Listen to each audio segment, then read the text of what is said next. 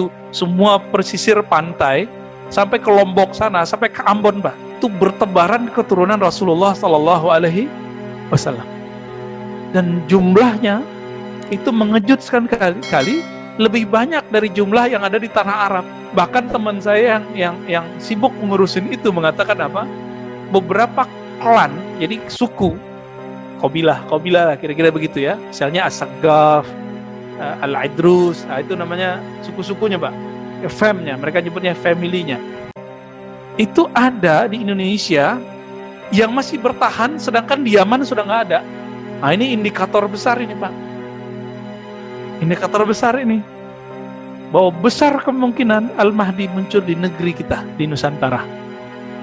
Ini bukan kabar gembira, tapi hitungan kita secara kalkulasi ilmiahnya sangat besar kemungkinan di negeri kita. Tapi kapan? Nah, itu bukan urusan kita, Pak.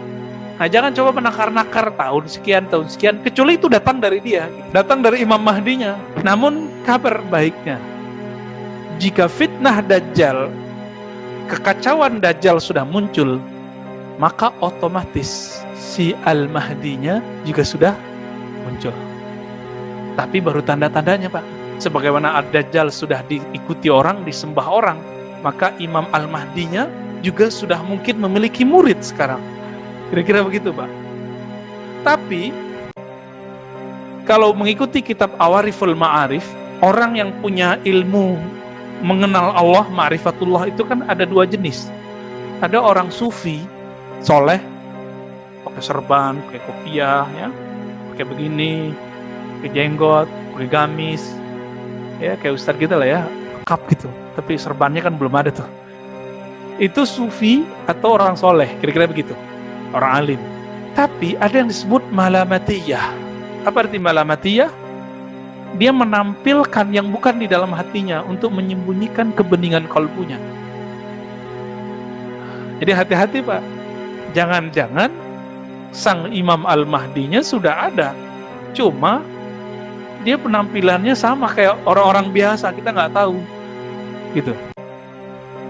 Dan menariknya apalagi di agama Yahudi dan Nasrani itu ada ajaran tentang imam akhir zaman itu, sang penyelamat di akhir zaman. Orang-orang Yahudi punya istilahnya, mereka nyebutnya Tazor atau apa ya, kita cek di buku-buku mereka yang online ya, kan banyak tuh PDF mereka, jurnal-jurnalnya. Mereka punya juga istilahnya imam penyelamat di akhir zaman yang nanti akan mengembalikan kejayaan Nabi Sulaiman di Yerusalem.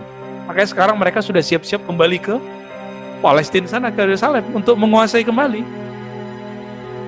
Tapi nggak usah khawatir, Pak. Salah satu misi dari Al-Mahdi itu nanti menguasai Al-Quds, menaklukkan kembali Al-Quds dan dikembalikan ke umat Islam. Baik.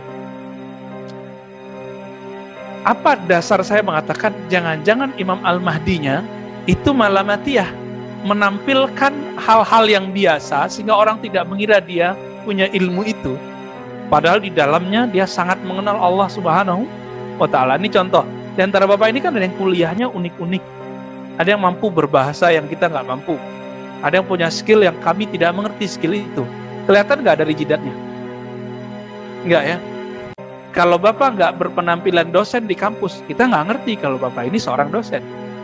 Bapak ini seorang direktur, GM. Kalau nggak ada kartu pengenal, kita kan nggak ngerti. Baju semua orang sama, kira-kira mirip begitulah, Pak. Ya, mirip-mirip begitulah. Dia pakaiannya sama kayak kita, tapi rohaninya kualitasnya berbeda. Apa dalilnya? Dalam banyak hadis, salah satunya riwayat ini dikatakan, yuslihuhullahu ta'ala fi lailah. Allah nanti akan islah dia. Islah artinya apa? Allah bersihkan dia, Allah perbaiki zahirnya supaya sesuai dengan batinnya dalam semalam. Au qala fi yaumain. Di riwayat Imam Abu Nuaim dikatakan atau 2 hari. 2 hari itu artinya 2 kali. Saya mau tanya, ini mengikuti tadi Nabi mengatakan tanda-tandanya seperti tandaku, namanya seperti namaku, ilmunya seperti ilmuku. Nabi berapa kali dibersihkan dadanya oleh malaikat Jibril? Masih ingat? Rasulullah ketika mulai kanak-kanak, ya kira-kira umur 6-7 tahun, itu dibeleh pada dadanya, dibersihkan oleh Jibril. Saudara sesusuannya, anak dari Halimah Sa'diyah, melihat itu, dikira saudaranya bernama Muhammad bin Abdullah itu akan dibunuh oleh orang putih, berpakaian putih ketika membelah dadanya. Lari dari mengejar ayahnya dan ibunya, "Wahai ibu, ada orang mau membunuh saudaraku Muhammad." Datanglah, ya, mengejar ini ayahnya, ayah susunya dan ibu susunya. Pas datang Nabi Muhammad duduk-duduk lagi main pasir kira-kira gitu ya. Bengong anaknya. Tapi Halimah Sa'diyah sudah mengumpulkan keanehan-keanehan Nabi semenjak beliau diambil, dibawa ke atas onta, padahal ontanya itu kecil ya, tapi kok menjadi lebih cepat dan lebih seger. Dia sudah catat semua itu dalam pikirannya. Ini bukan orang biasa. Ini bukan orang biasa. Ternyata dulu Halimah Sa'diyah pernah mendengar juga kalam-kalam dari Aminah, bahwa Aminah mengatakan, "Satu ba'asu rasulah." Muhammad, kamu akan dibangkitkan menjadi seorang rasul. Itu sebabnya bagi ahlus sunnah mayoritas, ibundanya Nabi bukan musyrik. Nggak musyrikah, Pak? Nggak musyrik. Ayahnya Nabi tidak musyrik. Ini mayoritas ahlus sunnah. Ya? Hanya ekstremis yang mengatakan orang tua Nabi masuk neraka atau musyrik. Oke. Jadi kalau Nabi dibersihkan di waktu kecil, lalu terakhir sebelum Mi'raj, benar nggak? Coba dihitung, Pak. Sebelum Mi'raj itu berapa tahun Nabi lamanya? Dari umur 7 kira-kira sampai 3 tahun sebelum beliau berhijrah ke Madinah. Nabi hijrah ke Madinah itu sudah 50-an tahun umurnya. Kira-kira ya, 50 sekian lah. Karena Khadijah sudah wafat. Khadijah sudah wafat, ya. Pamannya Abu Thalib sudah wafat. Diperkirakan oleh ahli sejarah 3 tahun sebelum Nabi hijrah. Kira-kira nih, ya. Ada yang mengatakan 2 tahun, tergantung nih riwayat mana yang dia pakai. Maka kalau kita ngikutin ritme ini, Pak, Al-Mahdi itu juga akan dibersihkan oleh Allah sebanyak 2 kali. Pertama waktu kecilnya, kira-kira umur 6 atau 7 tahun. Yang kedua, sebelum beliau mendeklarasikan atau hijrah dirinya sebagai Al-Mahdi di depan umat. Kira-kira begitu. Kira-kira berapa tahun? 2 atau 3 tahun. Ini perkiraan Bapak ya. Maka kalau dihitung, berarti 3 tahun setelah itu terjadi perperangan antara beliau dengan Dajjal. Tapi kapan tahunnya? Wallahu a'lam. Kita nggak tahu nih kapan tahunnya. Cuma melihat pandemi sudah begini, sudah meliputi dunia dan seisinya. Ini yang saya sebut dengan dalam hadis Nabi, muliat jauran. Bumi, dunia sudah dipenuhi dengan kebohongan dan kezaliman. Dan perlu diingat Bapak Saudara makan Allah, Al-Mahdi tidak maksum. Tapi rohaninya mengikuti, mewarisi rohani Nabi. Plek, hampir semua. Hampir semua. Bedanya Nabi Muhammad SAW punya hak membawa syariat baru, kalau beliau tidak. Gitu aja bedanya. Beliau hanya nanti akan mengikuti syariat Nabi Muhammad SAW sebagaimana Nabi Isa ketika turun. Ini bagian akhir yang mau saya ceritakan. Ketika Imam Mahdi itu memimpin sholat, jadi dunia sudah dikuasai oleh Dajjal nih dalam waktu 40 hari itu. Belum sampai 40 hari, mungkin 20-30. Itu semua wilayah di dunia sudah hancur. Bayangkan Pak sekarang, kalau semua negara resesi, habis resesi nanti apa lanjutannya?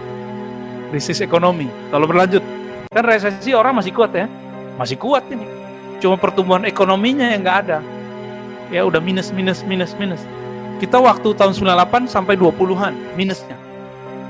Kalau berlanjut, ini bisa semua negara, bukan negeri kita aja. Nah, ini yang disebut jauran, kezaliman di mana-mana. Di saat itulah Al-Mahdi itu kemudian datang ke Makkah, Madinah. Jadi Imam Al-Mahdi sekarang bukan di Makkah, bukan di Madinah.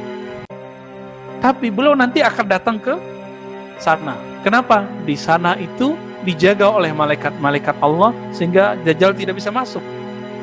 Gitu. Di saat berjuang, dan itu diperdebatkan di mana tempatnya, apakah itu di Syam atau di Al-Quds atau di mana tempatnya, lagi sholat, mau sholat nih, udah maju Imam Al-Mahdinya mau jadi imam, Nabi Isa turun.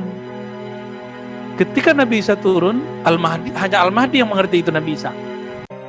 Ya, apa kata beliau? Wahai Ruhullah, Isa ibn Maryam, silakan mengimami kami. Karena beliau seorang Nabi. Nabi kan lebih mulia dari seorang wali. Al-Mahdi kan waliullah. Nah, ini adab beliau. Tapi apa adabnya Nabi Isa? Masih ingat Nabi Musa berdoa, ya Allah jadikan aku Nabi umat akhir zaman. Apa kata Allah? Sudah ada nabinya. Ya udah kalau gitu jadikan aku umat Nabi akhir zaman. Jadi selevel Nabi Musa, induknya syariat Nabi Isa kan di Nabi Musa. Nabi Isa kan belum menyempurnakan, belum mengurangi juga. Jadi baru cuma berapa ajaran Nabi Musa yang direvisi oleh Nabi Isa. Jadi induknya di Nabi Musa. Nabi Musa sebagai induk itu berharap menjadi pengikut Nabi Muhammad, apalagi Nabi Isa. Maka adab beliau, engkau yang jadi imam, aku jadi makmum. Maka Nabi mengatakan, betapa luar biasanya kalian ketika Isa turun, wa imamukum minkum.